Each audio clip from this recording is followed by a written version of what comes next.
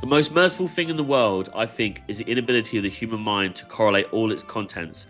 We live on a placid island of ignorance in the midst of black seas of infinity, and it was not meant that we should voyage far. The sciences, each straining in its own direction, have hitherto harmed us little, but some day the piecing together of disassociated knowledge will open up such terrifying vistas of reality and of our frightful position therein that we shall either go mad from the revelation or flee from the deadly light into the peace and safety of a new dark age. Hello, and welcome to How to Play D&D, the explainer podcast where one experienced dungeon master and one failed scriptwriter discuss D&D topics.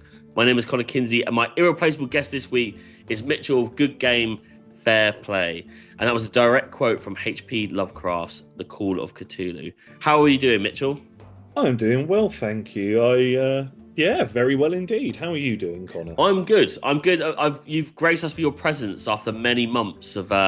We got one like group call in with you. Yeah, I do apologise. It's been a bit of a busy time, to say the least. For both.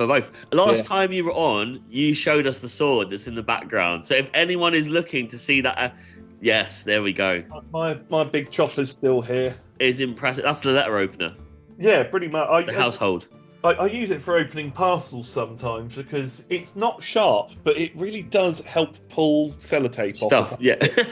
Good at Christmas. Yeah. If anyone's listening, Mitchell does have a broadsword, long sword. I think so. It's a big sword. We think we know D&D, and then we don't know what swords are in real life. I think it is a broadsword.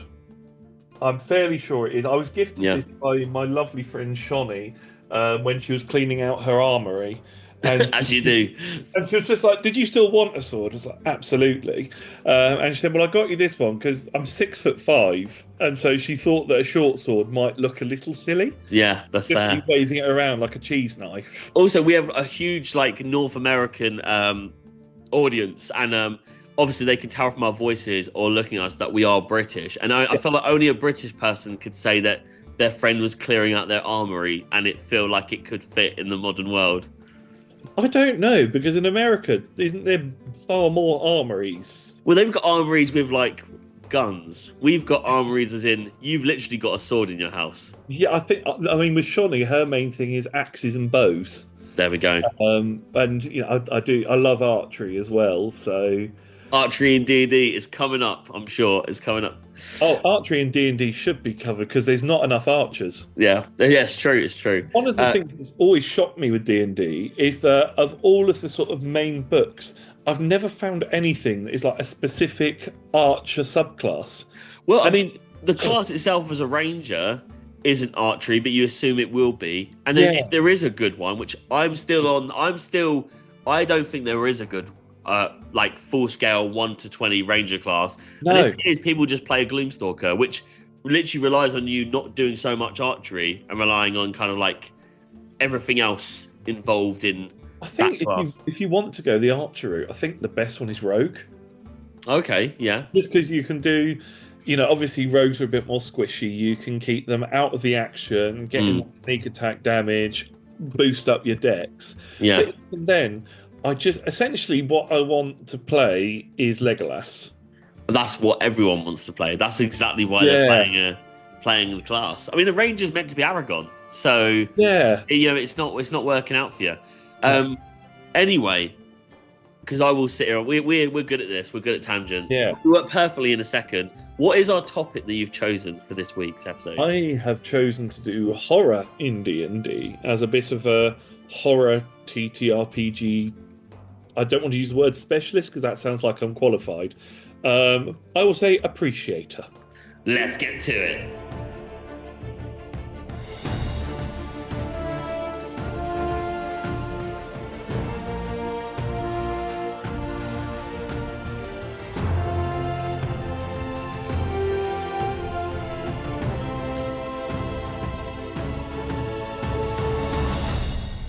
Okay, so today's episode is on horror in D&D, a genre close to my heart because every time I hear a loud noise, it forces me to relive the Second Punic War of 218 BC. Mitchell, are monsters capable of acceptance, or am I killing my D&D party in favour of the villain for absolutely no reason? What am I doing? So, both Can be true. I take Okay. the best deaths are either something that feels impactful and sort of means something to the story, or are utterly meaningless and come Yes. from nowhere. So what not the sort of the idea that they're going up against the big bad guy and going in for the final swing in your dying breath, like that's all very nice. What I have found actually can sometimes be the most impactful are, oh, there's giant rats in the basement. And it's like, Mm. okay, we've done giant rats in the basement 1,000 times, and they go down and somebody slips. There's a couple of bad rolls. The giant rats, although on their own, you can take them out with, a hit or two. Yeah. It's when they swarm. And suddenly you've got one person trying to fend off 10, 15 giant rats and getting overpowered. Bad rolls happen and the character dies. And I think that can be more impactful, particularly if you've been playing that character for a while and you look back at all that heroic stuff they've done.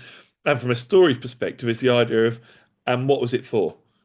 You Yeah. tried All to for see that. rats in It's the a tower. more realistic death. It's a more realistic death. And also Yeah. very interesting because when this episode comes out, not so long before this episode comes out, we actually did a kind of a mini dive into cranium rats and how I love cranium rat swarms. So it's funny that you brought that up as like the Mm. reference to like something every day could get you.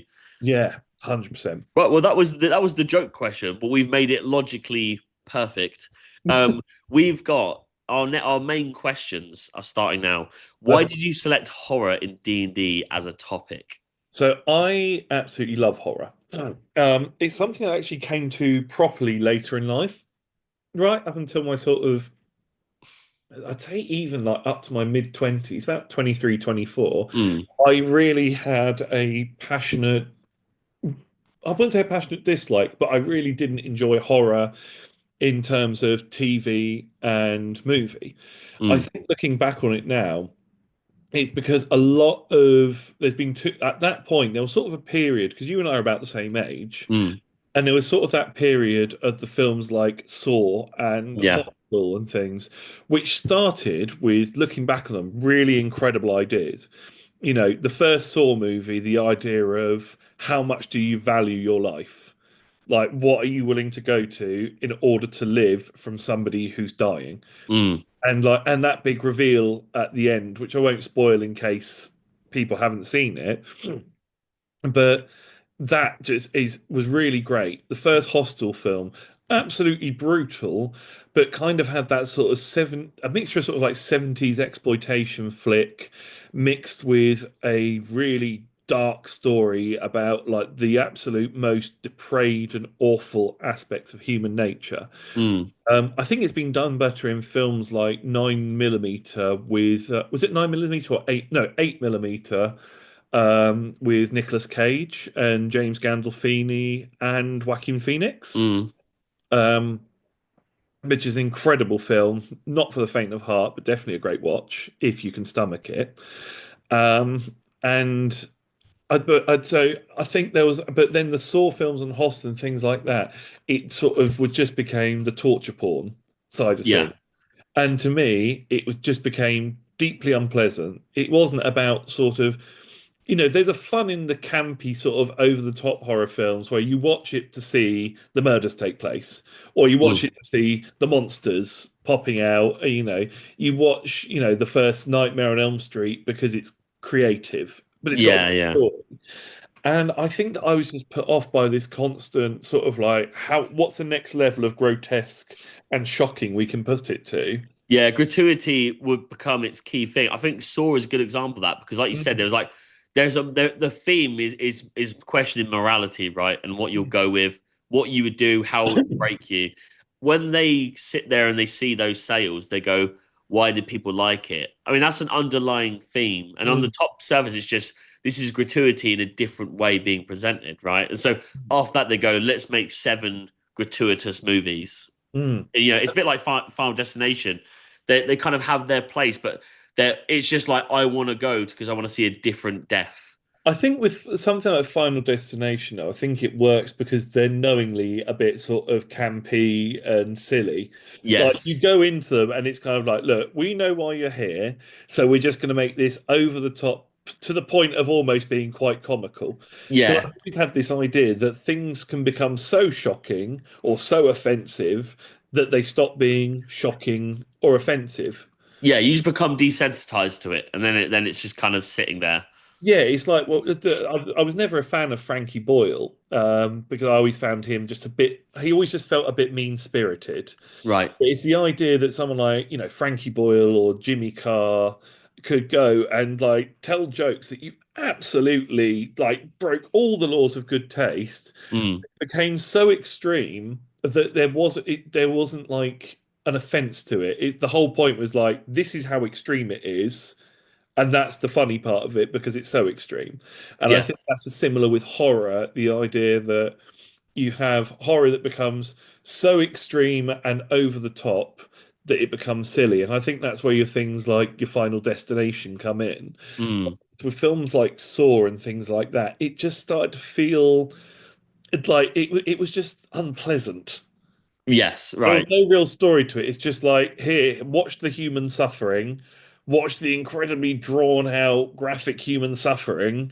And it's like, okay, what's the story with this? No, no, no, don't worry. Just watch the suffering. Yeah, that's what we're there for. Mm. Well, let's stick with that then, in the sense of I guess you could say it's like the tone of the film, what it's trying to appear as. Mhm. In D&D, like, is Yeah, there a difference between like spooky horror and then actual horror? Is there a tone? Are big there time. different types of horror to be experienced at the table, like that we've just discussed there with film, and like what's this place? What works? Big time. So, excuse me. So with D&D, you can do your spookies, and they're perfectly fun. The spookies are what I would call the sort of your Scooby Doo up to Mm, 12A level. yeah. You sort of like, I'd say that the top end of spooky is something like the original Pirates of the Caribbean, where Yes. it is, it's mostly sort of fun piratey adventure, but then you've got the Skeleton Crew and the Curse of the Black Pearl and the Cursed Gold, and they're fighting, and then when they go into the moonlight, you can see them turn into skeletons and things like Mm. that. And I think that is for me is more on your spooky side of things. It's like Goonies kind of. It's Yeah, scary, but kids can be there. I would say definitely, and yeah, I even like towards your Scooby Doo sort of level as well, of sort of like, and there's a monster running around. Yeah, yeah. No. I think you have a sort of a mid-level horror, something I would use parts of Call of Cthulhu, not Call of Cthulhu, sorry, parts of Curse of Strahd. You're right. Yeah. Do that. And obviously, I think Curse of Strahd is sort of the benchmark in D&D horror for most people. It's sort of like, this is how you do it. And it's fantastic, but Curse of Strahd is great for gothic horror. Mm. Sort of gloom and grey skies and horrible things happening in this vampiric world. But to me, that's one flavor of horror. Because for example, if you're looking at when you do things like a dungeon crawl, if you were to pull a dungeon crawl into reality, this sort of like you're locked in a dungeon and in order to escape, you've got to, fight your way through these massive hordes of zombies and skeletons. If you were actually faced with that, your main attitude would be like, holy fuck, I think I have just shit my Yeah, pants. that is the epitome of horror in a real world setting, right? Yeah, 100%. And I think in order to do, if you really want to dig into D&D for horror, the first thing you have to do, characters cannot be immortal. Mm. Um, I think that also when you get to higher levels, it can sometimes be difficult to do horror unless you push it to the extremes. I think when you get to higher levels, it has to be sort of like world-ending apocalypse horror. Mm. Whereas if you're a level 3 character who's been thrown into a dungeon full of zombies and traps and puzzles and things like that, and there is a very real possibility that one wrong step could mean a arrow through the neck just shooting out the wall, or You know, you don't quite make your swing on this vampire's coming at you Mm, from the side, and it's curtains or worse. yeah. So I think that with horror in D&D, you have to scale it for the level. But as I said, if you want to do true horror, you've got to tone is everything. You know, it's got to be bleak, it's got to be dangerous, there's got to be a feeling that this is very real likelihood that everything could fail. Mm, You know, everyone could die. The whole party could go. And I think, going back to that sort of like rats in the basement, I think that things like that are so ideal for horror because such as a lot of horror films and books and things that I found work really well is when the unexpected happens. mm, You know, like and and again, I feel that with D&D, where it's not directly written for horror, in something like Call of Cthulhu, Vampire the Masquerade, my personal favorite, Cult Divinity Lost, um, it is a little bit more difficult to do, but with mm. the right tone setting and with the right party, fantasy horror is one of the most satisfying horrors that you can do, in my opinion. So let's go into that a little bit Mm. and bring it to a regular setting. So if you've got a campaign, it's your typical kind of 14th century fantasy, what people think D&D is. Yeah. Is there a place for what you're saying Mm. in a session? They're doing this quest, it takes them somewhere a little different to what they're used to in their setting. Can that level of horror work in a regular game setting? Well, the extreme level of like hardcore horror, I'd put like horror with Yeah. a capital H. Yeah. Absolutely. It doesn't have to kind of be exactly to the taste of what they're already playing, right? Yeah, no, absolutely. Because even I've always taken this attitude is that even in the nicest places, there will be spots of darkness. Hmm. You know, you look at like sort of into, I know there's a lot of serial killer documentaries and things like this. And there was the sort of like, I remember this being a thing. There was it was a film, I think it was on Ted Bundy. Right. I can't remember who was playing him, but it was very popular through Netflix, I think. And it was like a lot of people sort of like, oh, it just doesn't feel quite believable because, you know, the actor who's playing him is very handsome and comes across as very charming. And I countered that with like, no, that's exactly why it works. Because Hmm. someone like him, you know, didn't manage to do what he did through being creepy and people avoiding him. He Yeah, managed yeah. to do it being good looking, being charming, and then behind closed doors, the most unspeakable atrocities. Hmm. And I think that you can bring that if you're looking to do it inside of like D&D and that. The first thing I'd say is as much as unfamiliar surroundings can be good, that happening in a very familiar surrounding can be even better. You know, for example, it's sort of like, you know, there's this one, if you really want to twist it, you've got this one NPC, and, you know, she is a little old lady and her friend Bob, who works with her. And, you know, the two of them run a little potion shop. And that's all wonderful and lovely. And through your campaign, you've made friends with these guys. They give you the special little discounts. She calls you dearie. You know, he slaps you on the back and laughs at all your jokes and things like that.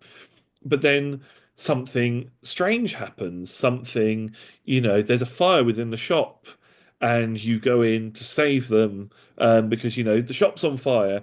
And when you go into the parts you've not been into, you're suddenly looking around and those missing people that were thought to be gone into the forest and gone missing, is that their arm? Is Hmm. that the necklace that that guy was always wearing before he went missing in the forest? And immediately you've slapped your players into this dilemma of these people you trusted. Look at this. That's not Yeah. good, is it? And suddenly you've got that. And I think that sometimes that can be more impactful than there is a forest and it is dark and there's a crow flying around and a mysterious man in a hood comes out and is like, "Mwah, ha, ha, you'll never leave." Like that, yeah. Even on like a really basic level of that is like, a big issue with people playing D&D in general, like, what happens with DMs as well is if they're going somewhere for the first time, they'll do a perception check. Mm. They'll make a quick judgment, often wrong, Yeah, uh, but they'll make the judgment and then they go brilliant. And like you said, they're your best friend. You've been going back to that store for 6 months. mm. They never go back in and question anything else in that No. room. Because they already did the role 6 months ago, and Yeah, so even on that level, it's very good that like things can change. People think there's always something to be aware of, even if you've yeah. already visited the room.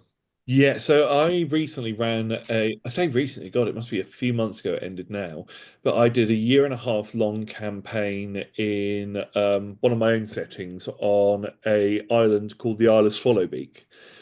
And the idea is that the mayor had vanished overnight Mm, and the place had been overtaken by a mind flayer who was discussing this that was believed to be in cahoots with this demi-lich king by the name of Sting, who I actually took from a friend of mine's campaign. And the heroes of that story became the player characters became. I sort of modified it and extended past the campaign that we ran there, and they became like mythical heroes mm, in this world. And it was like, and the whole thing that all the people who were against this mind flayer were like, yeah, we've got to get back together. And, there's rumors that the heroes have come out of hiding after hundreds of years. And, we're going to overthrow him and restore good to the island. That's sort of the main setup. By the end of it, they had actually got onto strangely friendly terms with the mind flayer who, although he had sort of like stopped anybody from being able to leave the island, was under strict sort of like dictatorial law and martial law and everything like that, the belief that he was in league with Sting was untrue. He was not an enemy of Sting, but he was not an ally. They were just on neutral terms. mm, The actual danger turned out to be one of the heroes from like the biggest hero of that original story who had gone entirely mad, like really mad with power, and was looking for her son, who was a reverend on the island. right. And as they sort of went through, when they were trying to find these heroes, they found a couple of them had returned and been murdered, but quite a few of them had been long dead and hidden away in this forest because this mind flayer guy knew, Vorax, I called him, was that if this character managed to raise all of them, they would take over the island, bring back Sting because they wanted to have another battle to prove their worth, Mm, and that actually it was far more disastrous. So it sort of became this quite morally complex of like, is it better to live under sort of martial law and strict rules in safety, or is mm, it better to have freedom and the potential for horrible grisly murder? And that allowed for a real sort of uneasy horror setting in the town itself was fine. It was just day to day, villagers wander around, things like that. But there were secret meetings. There mm, was people gathering in basements. There was projects being created that just shouldn't be done. There was necromancers that shouldn't be doing what they were doing, all the while being run over by this inherently evil character, but lawfully evil. And I mm, think that lawful evil villains are often of lawful evil and chaotic evil make for the two most interesting villains. Because lawful evil, you've got the idea this guy has a code and you can fit your horror around that. Chaotic evil is just this person is evil and they know it and they love it and that's yeah, yeah, all they care about.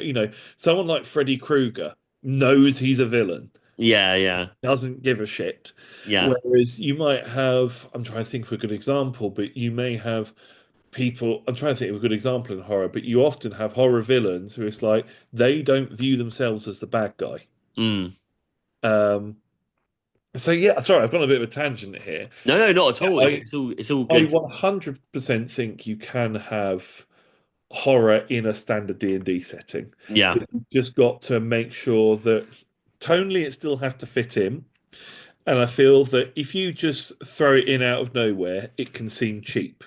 If you Mm. want really effective horror and it's in a non-horror setting, you've got to build to it. Yes, at least kind of like even if it's months in advance, just something like if like I said earlier, that kind of like traditional fantasy setting that people assume D&D's in, if it does become this very bleak kind of controlled horror space, you can't happen overnight, right? Yeah. And it will be cheesy if a villain just turns up and it all changes. Yeah. So I mean, it's smart to always have foreshadowing anyway. But like Chekhov's gun, which we said one of the very first episodes we ever did, setting things up to play for later will always make good storytelling. It also works fantastically when you make sure as a DM to remember that this world should still be carrying on. If Yeah, if the players decide, okay, this town seems absolutely fine, we're going to ignore the huge red flags that are popping out, and we're going to go off adventuring through the magical forest of, elves and wonder and things like that. They've ignored those red flags, and then a year into the campaign they go, "Oh, we should actually go back to that town." That should have had a year's worth of things happening. So when you yeah. go back, it's just like, why are all the shops empty? Why is everything boarded up? Where's everybody gone? I Uh, think that's often a good thing there to discuss is quite often because things can be very linear in D&D because you're going A to B and whatnot, and it kind of needs to be to a point purely so people know what they're encouraged to do next. You don't want to tell them what they got to do, but you get my point. But going back to that idea of they know about it, they've left it a year, they come back, things should have changed in that year. It's good. It's good world building to have a consequence. They didn't, they made a choice without realizing they made a choice, and yeah, here is the outcome of that. Sometimes that's more effective than them just knowing it's a make or break choice there and then. I think with horror as well, it also really works to.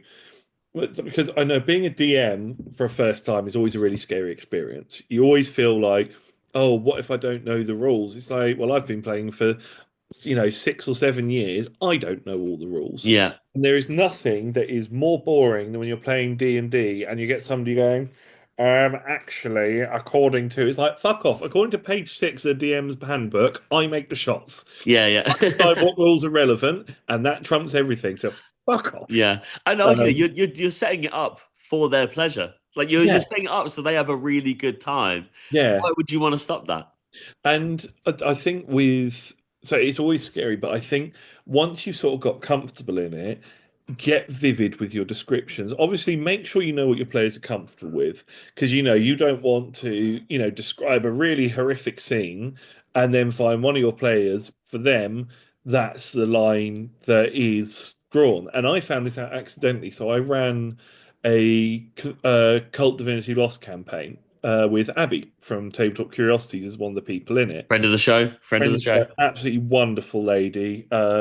She just makes the most beautiful dice. In fact, slight tangent. I thought you were going to say, and here she is, and then just Well, like, no, so she made me these gorgeous dice here because I'm running Vampire the Masquerade at the moment online. I know And the she made dice. everybody dice, and but they're custom, beautiful If works you of if you're art. watching, check out Mitchell's page or Abby's page. We've always got links in our bio to their stuff because you'll see on their Instagram visually what these are. If you're Yeah. listening and not watching, they are. I've never played Vampire Masquerade, and I've seen those dice, and they're absolutely gorgeous. Well, on top of that, my partner is a huge fan of The Sims. Um, Right, and so I commissioned this from Abby for Christmas, and she's just made this little plumb bob dice for the little thing that goes above the Sims heads. amazing. And yeah, Abby makes without doubt the best dice, and her prices. Honestly, she could charge more, um, but Yeah, they're just stunning every time. But yeah, so I was running this campaign and I'd said to everybody, oh, right, is there any sort of horror bits that you guys really don't want? And everyone was like, no, we're open to pretty much anything. And so one of the first sessions, one of the things was cannibalism. And I remember Abby saying to me afterwards, going like, yeah, okay, I've forgotten the one thing that I find really difficult in horror is cannibalism specifically. Right. But luckily, luckily she was just like, but the way it was handled, it was fine. Yeah. It's always good to check in on those sorts of things.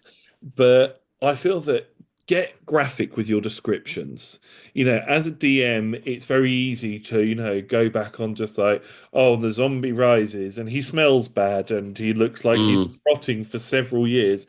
Throw in some detail, throw in his sort of like, with every swing of the sword in his arm, you can see the fibers of the flesh sort of pulling apart, like they're just hanging on from a thread. The smell reminds you of, rotting meat and things like that. Music is really important, particularly Yeah, for us. music is integral. We absolutely love our local store, but if there's a session where it feels like it can only reach the point that you want it at as a DM, we're gonna have to do it at my house in a tiny box room, Yeah, and so we can play music yeah, just to really kind of like bring up yeah, what I'm trying to improve. and this is the thing, like, just using your streaming sites or CDs and things are fantastic. Mm, Um, there's some really great apps.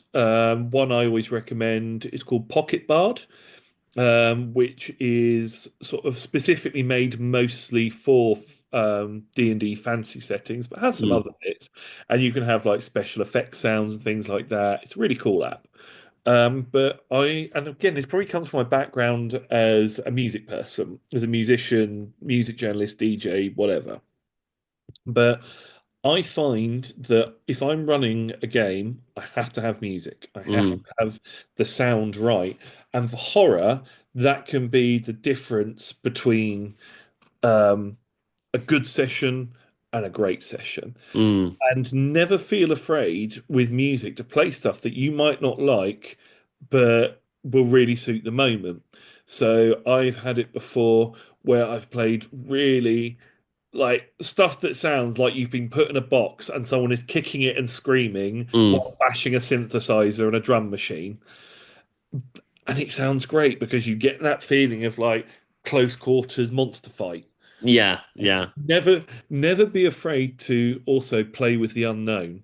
So one great session I ran a few years ago, and I really enjoyed it and didn't think it was in a big tomb that ended with a train, not a train, but like a tram that went down. And when they looked down what was below the tram, just complete black.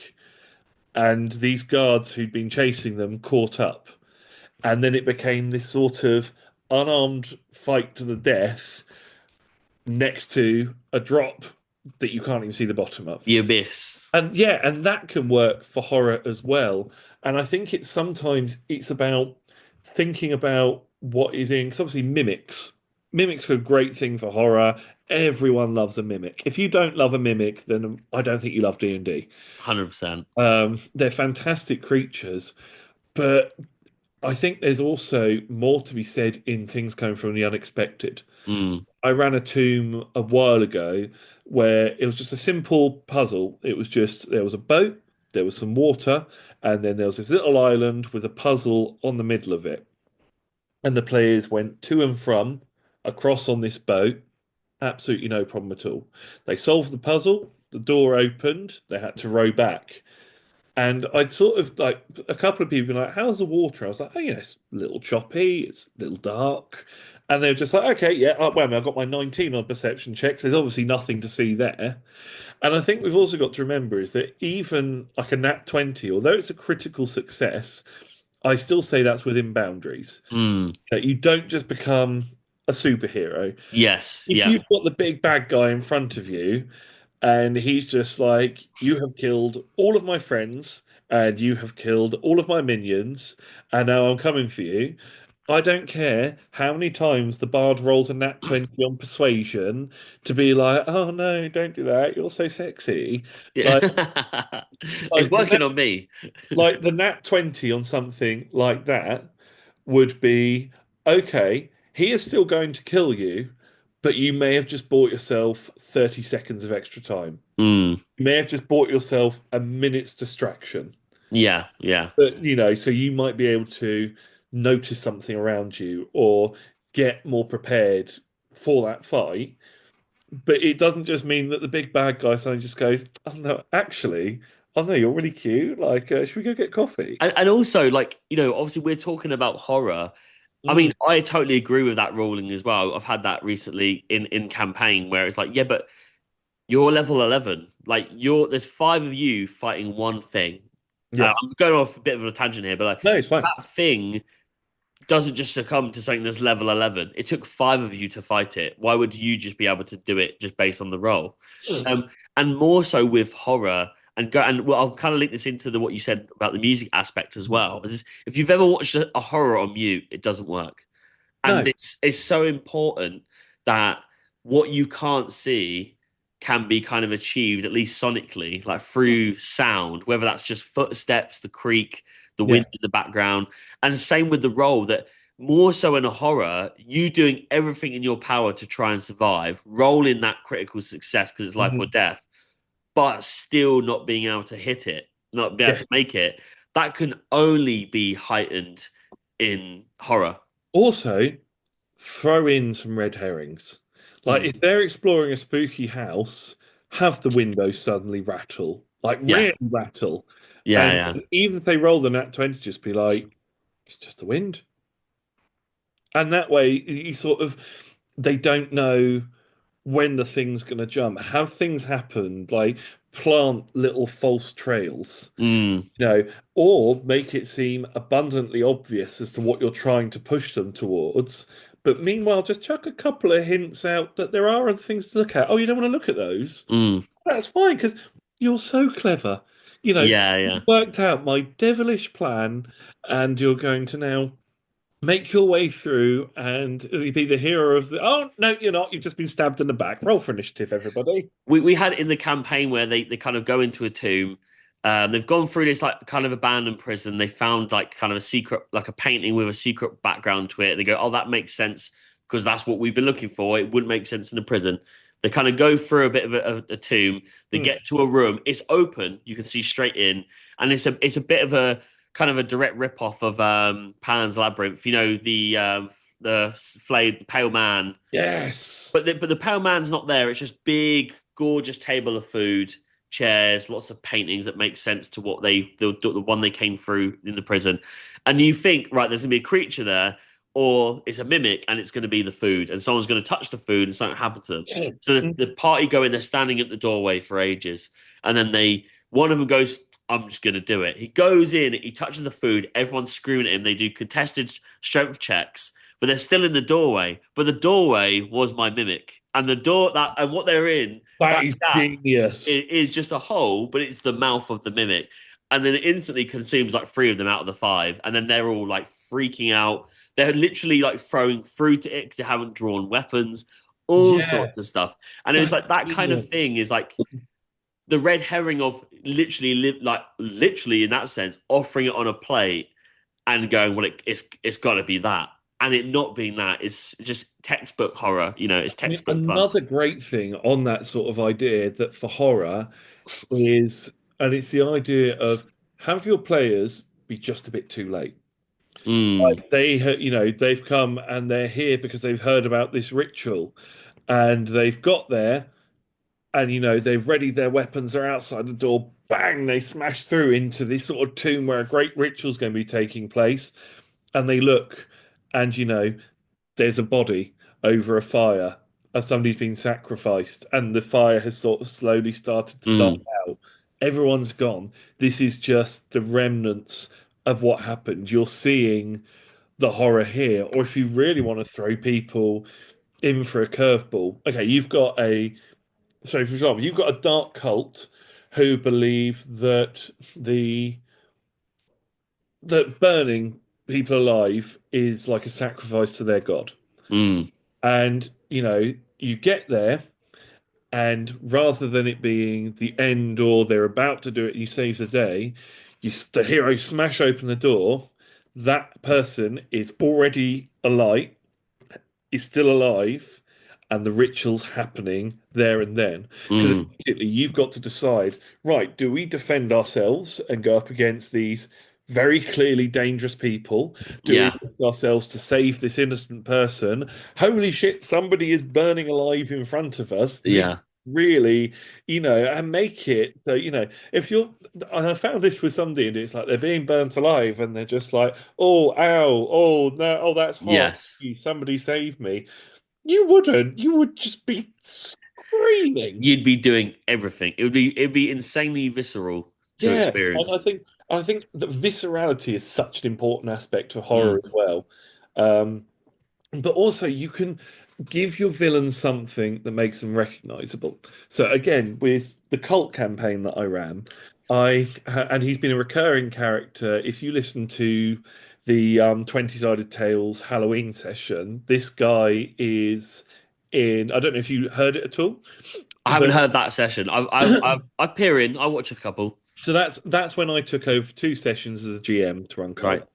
And he turns up, and the thing that gave it away, because G had been playing in a campaign where he'd appeared before, Right. and the thing that would always be the indication of this guy's about to turn up, I'd just be like, you can suddenly smell this, like it's a sweet tobacco smoke. It's like a mixture of tobacco and like dark fruits that sort of permeates. And it was this guy called Mr. LeVay, and he is a well-dressed man in a nice suit. He's a nice looking a guy who was nice looking in his younger years, and he has always got a cigar in his hand. Mm.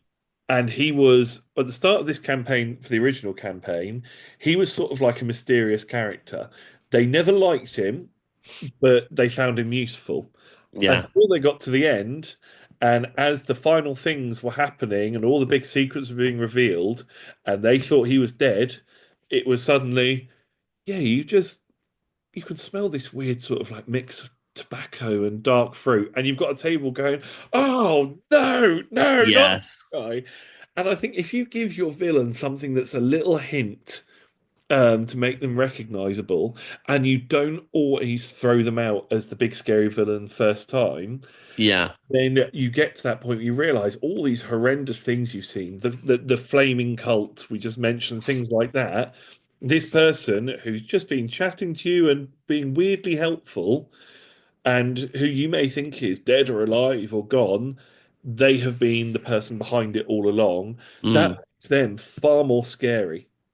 Yeah, I mean the mysterious stranger kind of thing, and also we Yeah, talked about this on a previous episode. There's two things I want to say here. Is I did Lord of the Rings episode, which at this point would have already been released, and they talk about it when you're writing scripts for film. Is like enter late, leave early. So like yeah, going into the scene they're already on fire is way more important and way more of a kind of a visceral scene to join than if you were seeing them set it up for the night and do a sound check. Do you know what I and mean? Or Lord of the Rings does some truly great horror. it really does, yeah. I mean, Things like actually the not enough in the Nazgul. films. In the books, there's way more than what the Yeah, film offers up, for its rating. The second thing I was going to say was about when you're writing like literature is describing the senses, not all the time because obviously it would get a bit boring, but that idea that like that smell can be attached to someone. Well, you yeah, can if you describe it in the right way. You don't have to be someone who writes to be able to do it. Something that everyone at that table has smelt before in their life mm, is a great connection to draw people in as to something else that works in favor of what you're explaining. Do you know yeah, what I mean?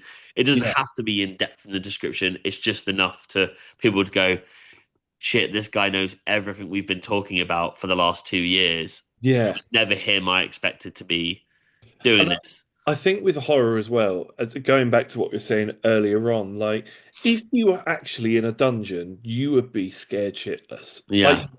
And I think that there is something these very wild settings. There is absolutely something to be gained. I think a lot of the time, particularly with D&D 5e, there is almost a fear to put characters' lives in danger. Yeah. People get, understandably very attached to their characters. things like that. And I'm not the sort of person who thinks that it should be right. You're level 2 adventurers. Here's a giant dragon. Mm, Oh, you're all dead. That's a shame, right? Roll up a new character. mm. Get good. And Yeah, yeah, Dark Souls RPG if I want something like that. yeah. Um, which actually Dark Souls does horror great as well, but I will get to that, I'm sure. I will also get to that. Perfect. So, and I think it's the idea that you have to have the risk. There has to be something that they can risk losing. And if you don't want them to lose a character, there should be a risk that they lose something important to them, or Mm, somebody important to them is at risk, or they're thrown out of their comfort zone. The idea that I mean, there's always that thing, isn't it, where Tolkien said, "Oh, yeah, I am not a big fan of allegory, and Lord of the Rings had nothing to do with my experiences in World War One." And it's like, no, I'm sure it's just a complete coincidence that, you wrote a story about young lads going from their little village of, blissful tranquility and then had to go on an adventure far, far away to fight in a war that they know very little about and risk, life and death yeah, the two and be thousands of miles away from home in unfamiliar surroundings and just wanting to go back home to sit and eat and smoke your pipe by the fire. And it's like, no, I'm sure there was no it's connection chance. between those things at all. That's just complete coincidence. Um, I can't remember what I was going. So yeah, it's the idea that if you want horror, there has to be something that there is a risk of. Well, let's go into that because the next question, and you did touch upon it earlier, was how do we make sure as DMs then, or as players, if you need to bring it up, Hmm. being comfortable with the session. So you with the session you talked about with Abby, and she said about cannibalism. The first session happened to be cannibalism, but you in advance had said, right, it's this setting, this is the tone. These are some of the things that you might have come up. Yeah. Um, that can still people might not even know it affects them until they experience it for the first time. Yeah. How do people go about having that conversation? I think I mean, if you ever read the Cult Divinity Lost book, it opens, the first paragraph is, here is a content warning. This is not nice. This is not, nice, happy fantasy. This is dark horror with a capital H. Yeah. It's based on things like Hellraiser and Jacob's Ladder, Yeah. things like that. And it's like, this is dark horror, like Mm, really into, particularly in the psychological sense. So you've got a warning right there. I think sometimes it is best just to, particularly if you want to run a horror game, you have to just go and just be plain about it. It's like, right, look, I want to run this horror thing, guys. Before I give you any sort of basic themes and things about it, speak to me privately if you don't feel comfortable putting it here. But let me know if there are any no-go zones for you. yeah. I mean, even as a GM and DM, I have a couple of no-go zones of things that I will never touch in a game in a Mm, million years. And so they're never going to come up in my campaigns. yeah. Um, and so it's sort of like, okay, cool. Just ask outright. It's the easiest way. It's like, look, I'm not going to be judging you here. If you like, I've had people who go, look, I just really can't handle spiders. I'm like, okay, I'll make sure that I don't mention spiders and there's no giant spider monster. Mm, Because if that is such a genuine fear that even the discussion and description of them in the game is going to make it an unpleasant experience for you, then that's no fun. yeah. When I run horror, I want my players to be scared, but I want them to be scared in the same way that a good horror movie makes them scared, Mm, not in the way where they're actually just feeling like it's an unpleasant experience. Uh, yes. Yeah. I had one, so Abby's sister-in-law, Tanisha.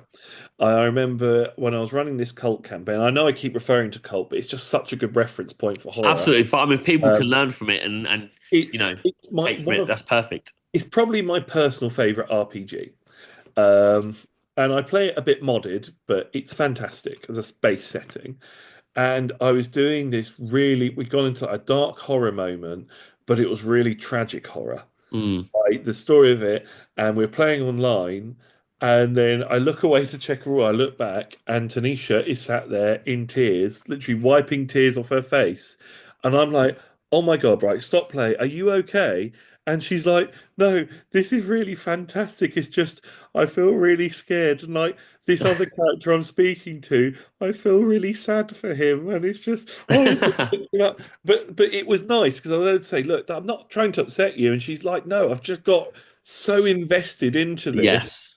That I feel personally for this guy who's going through unimaginable fear and suffering, and I've got this like connection, but can't do anything to help.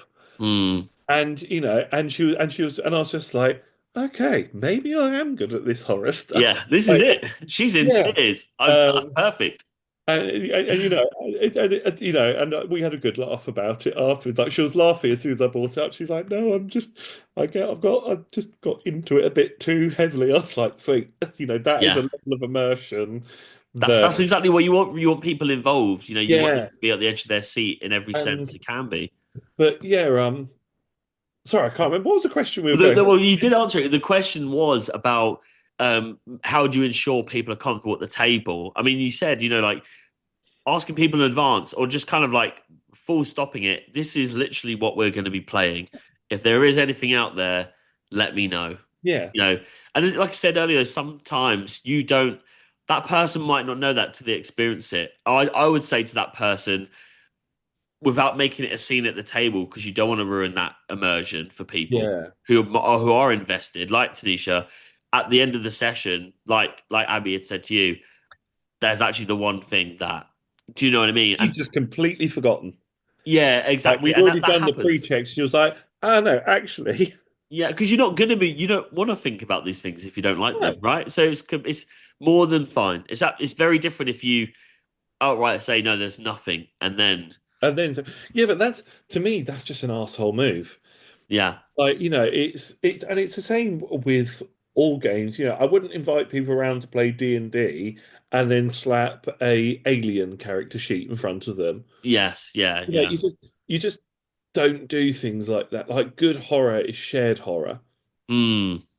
It's like there's a great game called Ten Candles, I've which played it on Bard Shots, and I've ordered it. I've waited about 3 months for it to arrive from no 2 months for it to arrive from the US. yeah, I used to have it, and unfortunately, it went missing in a move, as it was the first game I ever GM'd. It's Uh, brilliant. It's actually one of my favorite have you games I've ever played it in played. person as well? That's what I'm waiting for to arrive because Oh. we played it online. If people haven't seen it, check out Bard Shots on Twitch. Mm, Um, that's Luke, Nomadic Bard, and such a he's cool he's guy. been doing one shots for different TTRPGs. They're all brilliant. And Tank Handles was one of them, and it was genuinely incredible. Yeah, it's also you can get the PDF online as Yeah, well. yeah, The book is beautiful, but things like that, they are really good. And also setting up your room for horror.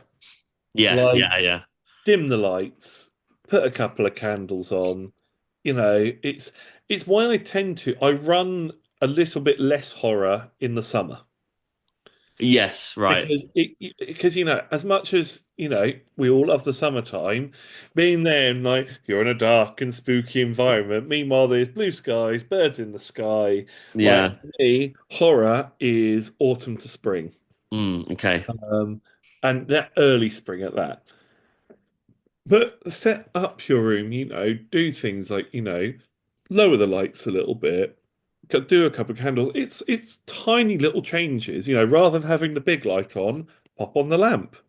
yeah, yeah, you know, Little changes like that. Because one of the things I've also found is that there is this thing of sort of like, oh, if you, and it's the critical role effect. If you want to have a great session, then your DM's got to be like Matt Mercer, and your fellow players have got to be like the characters around, and you've got to have minis and maps and territory. You must be dressed up for your Yeah, yeah, yeah, I don't I have been running combat for 6 years, barely ever touching a map. yeah, yeah. All theatre of the mind. And as long as you keep a good note on sort of where things are and you've got a good imagination, I find that can sometimes be more effective than miniatures on the table Mm, because you've got to really dive yourself into it. yeah, yeah. rather than seeing it as like, okay, we've done the role playing bit, and now the board game. Yeah, yeah, Yeah, we're now gonna play watered down Warhammer. yeah. Um, and as much as I do love the maps and miniature side of things, it's just like I think they have their place. And you don't need that. You just need people who you feel comfortable enveloping a character with. Um, and particularly for horror, I feel there's got to be an even more strong level of comfort with doing that. Because as I said, Mm, horror is often based around the unfamiliar. mm, Um, and yeah, and going as I said, going back to your original question about sort of like spooky versus horror, you can probably throw pretty much any group into a spooky. mm, Skeletons and ghosts and vampires, oh my, in a haunted house, that's absolutely fine. Your mid-level is your things like your Curse of Strahd. Although I have to say that I think that the Murder House at the beginning of Curse of Strahd borders into the more horror with a capital H. mm. Um, I absolutely loved running it, and I know that so many people just completely skip over it, but I think that does a disservice to Curse of Strahd because it I sort of think it is sets it. because of I think they can because I've seen the opposite of that as well, where they can run it as a one shot, but which you can get online. But I think people skip it because it's not doing that mid level horror. It's Mm, it's it's a tad too far for them, and so it's yeah, like this makes more sense with who I've got at the table. yeah. I don't. I mean, yeah, but you can always, again, the great thing with D&D, you can always water things down a little bit. Mm, If it's a little too heavy for your taste, you just change a couple of little details to make it a little more palatable. yeah. And it is, and this is why horror is quite hard to run as a DM because you've got to make sure there's always a thin line between being genuinely good level of horror to what your table wants, and then it's like a tightrope. Because if you fall down one side, you've got, you're trying to run a call of, not keep saying it, a Curse of Strahd, but then you end up running Scooby Doo. Yeah. Then on the other side, it's like, oh no, I'm running Curse of Strahd. That's fallen into Hellraiser, Mm. and it's sort of like it's a real tightrope to balance. And the D&D, I'd say, is one of the harder settings to be able to do proper horror in, just because it's not really built for it. People Uh, aren't expecting that either necessarily. no. Like you said, with Call of Cthulhu, you know what you're going into. With Hmm. Curse of Strahd, you know that that is going to be a very different setting to everything else in the D&D realm. But there, I know they've made stuff since, like Tomb of Annihilation, I'm about to or say before Tomb that. of But do you know what Legends. I mean? Like they are their own thing, and people will actually quite often people will know what Curse of Strahd is before they will even know like Lost Mines of Fandelver or Starter Yeah. campaign, because of it's so it's that sticks out like a sore thumb. Um, what I was going to say is I've actually got a quote here, which is from Christopher Perkins, who obviously created Strahd with a team. Hmm. When you're dealing with Strahd, it's not a straight up fight. Like in the classical D&D sense, you're not just confronting him once and putting him down. Strahd is very canny and you're on his turf. He uses these hit and run tactics to wear you down and looks for any chance possible to turn you one against another or trap you in a part of the dungeon where you can't escape very easily. You Hmm. feel like he and the castle are allies against you. You end up hating the castle as much as you hate the vampire. And I think that's a testament to its design. We certainly wanted to preserve that. And that's him talking about Strahd and his mechanics for Strahd and the castle on the official D&D podcast about 8 years ago. Um, God is and just such a great villain. so yeah, he's very much there talking about it in the sense of not selling you Strahd, but he's clearly invested as to why it's like they're really. If you ever played Alien Isolation, Alien Isolation is like a masterpiece of like horror gaming, and Yeah. half of that game why that won so many awards is they used at the time this amazing new kind of like gaming science to give the alien four brains in terms of coding, and so Yeah. it would never do the same thing twice. No. Then you go right, it defeated me. I'm going to go back into that room. I know where it'll come from now, but the game's sitting there competing with itself, going the alien's doing that. Sorry, the brain going, well, no, I'm coming out of a different vent. No, I'll Yeah. leave him this time. And clearly, Christopher Perkins is thinking about that with Strahd, which is very different to other things in D&D, you know? think with Strahd as well, because I'm currently running Curse of Strahd for my Saturday evening group, which is sort of Right. my main D&D group. Um, and yeah, absolutely fantastic group to play with. And Strahd for them, the thing is that I didn't want to make Strahd immediately unlikable. Mm. So, and I wanted to sort of blur up the lines of, like, so for example, the funeral quite close to the start of Curse of Strahd, and he just turned up to pay his respects. And Yeah, it got yeah. to the point where the party were like, is this just like some personal beef between them? Or is Yeah. this like, or is he genuinely here to pay respects? He just has a slightly strange relationship with this family. Or the guy they're burying, he and Strahd were enemies, but there was sort of a mutual respect despite Mm. that. And a few times, and they ended up at one point. I homebrewed in a because I loved the Vistani camp part. And I had a couple of guest players, and I was like, I quite like to make this something a bit bigger, so the guest players have something fun. So as Irina is making her way to wherever she's making her way to, which I can't say in case the group are Yeah. listening, or where they think they're making her way to, they're tracking her down. You've got, how do I put this? They turned up at the camp, and there was a bunch of soldiers on horseback outside, and Strahd there shouting at the Vistani to Mm. give her up, or he was going to, go in and fuck shit up. Yeah. Um, and the party ended up attacking Strahd. He goes running off, leaving his army to deal with it. The huge battle. The next time they come across Strahd, they're immediately like weapons out, and he's just there. And this is my terrible Strahd voice, but he's just like, "Oh no, my friends, please lower your weapons." And they're just like, "But hold on, didn't you like we tried to kill you?" And like, "You're not fussed about that." And he's just like, "A simple misunderstanding. It could have happened to anybody, no problem." Yeah. And he's sort of trying to do that classic Dracula voice. Yeah. And immediately they were just like, "Oh, because we built up before that, it's like, oh, okay, maybe that he genuinely does just view it as a misunderstanding." And then our last session, we had they got the Sun Sword. One of the characters saw Strahd and was just like, right, I'm going to get Gobby now. I'm going to go at him with the Sun Sword. And that ended with that character pinned to the floor and Strahd going, give me the sword or I'm going to put a sword through your neck. And Yeah. he's like, oh, okay then. Yeah. And sword and went back to his castle. And you've got Sorry, the whole Strahd. party going like, well done. Like, Yeah, well yeah. done. We had the thing that could have killed him for less than a session. And now Yeah, we've yeah. gone back to the castle. So yeah, Strahd is a fantastic villain, Mm. and I think as a DM, it's always more fun to play that sort of villain. Yeah. Yeah. It's like charismatic villains are just so fun. I think a villain that can feel like a PC, like an actual player character, Mm, is brilliant. You don't want it where DMs just want to be in the game, so they've made a character. But villains that feel like it could be your friend if the circumstances were different, yeah, or someone that you could be chatting to. It could be that husband, the old husband and wife in the potion shop.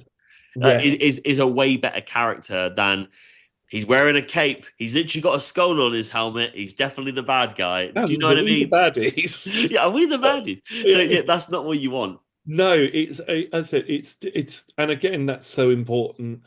Again, I think, as I said, like everything in horror is based off of atmosphere and description. And Curse of Strahd gives you loads to work with and is a lovely middle point. As I said, D&D is not created with deep horror in mind. Mm, With the rise in popularity of things like Game of Thrones, yeah. I think that people are becoming more open to the idea. Mm, And I'm seeing there's more sort of third-party content, like the book you showed me yeah. earlier on. What was that? What was that It's again? called the Crooked Moon, which is Crooked Moon. I've got it here actually. Sorry, so if people are watching, this is it. It looks absolutely insane. It's not in Stunning. focus. I'm guessing I've been out of focus the entire time. It is No? gorgeous. This is the special edition, and it is a horror folklore 5e compatible book. Hmm. It looks insane. I mean, I only got it like 2 days ago, so I haven't had time to read it. So Yeah. it's a bit of a marketing ploy for them. I think one of the things as well with 5e, and this is something I do get on my high horse about sometimes, is constant 5e conversions. Mm, Dungeons and Dragons 5e has a great rule set written for high fantasy Dungeons and Dragons 5e. You yeah. can strip out a bit of the magic and make it a bit more grounded in reality, but that's not where its main goal is going to be. Mm. I am part of a page on Facebook called I'm literally begging you to play another RPG. And they just refer to it as something like, what was it? Something like the Dragons game or something like that. Right, okay. And it's the idea that I've seen things, it's like we want to run like a modern day setting with vampires and it's gothic and it's sort of like based in a sort of noir setting like The Crow and that. And we've converted 5e rules. No! Get a copy of Vampire the Masquerade, sit down and Yeah, learn yeah. how to roll some different dice. It's not that hard. Well, But do you I know what? Just quick. Oh, sorry. Finish your no, sentence because I'm going to carry go on. into our last question here, Hmm. which would have it actually would have been a direct quote, and then end it there. But I think there's a little bit to talk about just after that. Now we've been speaking for a bit, and it will go into what you're about to say, I believe. Hmm. So this is Hidetaki Miyazaki. Most people don't believe me when I say this, but a certain kind of refinement, elegance, and dignity are very important to me. I'll usually tell the designers that flat out grotesque or splatter type designs will not get past me. This has everything to do with my own personal sensibilities, and this is something that I apply to every design that I approve. It's a little hard to describe if you were to ask me, well, what do you mean by dignity? I guess the best answer I can provide is right here in this book, um, which I'll tell you what the book is in a sec. In every design you see within these pages, my idea of dignity is something that I pursue with every project I work on, and not just Dark Souls. The book is the the kind of like the big hardback, this is how we made Dark Souls. Here's the Hmm. character design. So to lead that up, Masanori Waragai, I think that's how you pronounce his name. I'm sorry, I am learning Japanese. Um, Hmm. I remember when I was drawing the undead dragon, I submitted a design draft that depicted a dragon swarming with maggots and other gross things. Miyazaki handed it back to me saying, "This isn't dignified. Don't rely on the gross factor to portray an undead dragon. Hmm. Can't you understand? Can't you instead tried to convey the deep sorrow of a magnificent beast doomed to a slow and possibly endless descent into ruin?" And that was Hidetaka Miyazaki, the creator of Dark Souls, and Masanori Waragai, a senior artist in the design team, discussing the undead dragon in Dark Souls. So with that, I was going to lead out with that, but I think that works in what you're going to say about the dignity of things. Like if you want to do that, like make that work for you. It doesn't have to just kind of like slap a sticker on it and it be done with. You can see that with the system you're playing in and but going back to the horror sense of it, of like what you're just making it horror for the sake of making it horror. Yeah, I think if you want to do horror, you've got to be committed to it, and you've got to have a table that are committed to it. But also, and I said, and there is great fun in the Splatterhouse style of horror, and your sort of nasty descriptions and things like that. But one of the main influences behind the character I was saying about earlier, Mr. LeVay, was, Mm, I can't remember which one. It was one of the modern Hellraiser films. And there is a character, I believe he's called the Administrator, but don't quote me on that. mm, And he has got this guy who has basically been sent into this hellish underworld, and he is sat tied up with a tube coming out of his arm. And there is this Hellraiser style creature who just comes down, sits at a typewriter that the ink is connected up to the blood side of things. I know the scene. I know the scene. Yeah, and he is polite. He talks to him just very matter of fact, very dignified, and he's just sort of like, "No, I'm just here to get all the details and write all of this out." But there is something that is so cold and so clinical about it that it is more scary than "I'll tear your soul apart." Like that is Yeah, scary, but it's just the sort of this to him isn't shocking. This is just no, work. this is just the office. Yeah, yeah, I'm literally, going to yeah. sit down and type out all these horrendous atrocities that you've committed, and I'm Mm, not here to judge you. I just need to know all the information. yeah. And yeah, I just just absolutely fantastic. And I think that again, what the Dark Souls Grey is saying there is something in because when people think horror, they do think, monsters, gore, blood, all that sort of thing. But there is definitely something to be said for tragedy and horror. Yeah. Horror can just be sadness. Mm, The big what horror boils down to in the end is the fear of death or the fear of something worse than that. mm, And I think that's why so many of the effective horror films have this tragic element to them. mm. And I think that works. Again, 10 Candles is a great example of that because your character won't live, but you can't play them knowing that. They've got to think there's Yeah. a way out. Otherwise, the game is pointless.